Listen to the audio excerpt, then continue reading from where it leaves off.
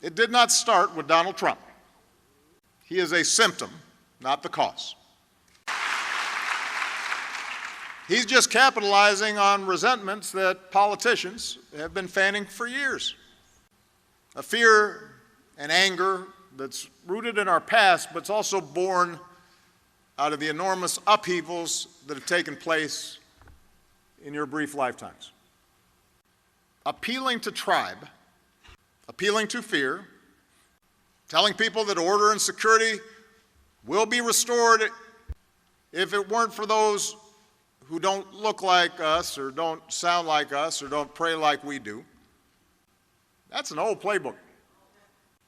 It's as old as time.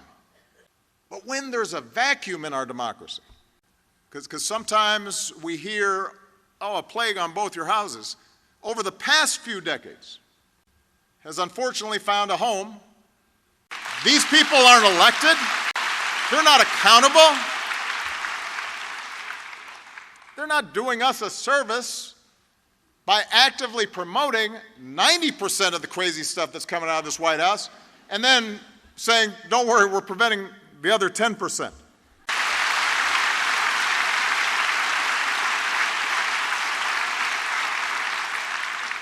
Or to explicitly call on the Attorney General to protect members of our own party from prosecution because an election happens to be coming up. I'm not making that up. That's not hypothetical.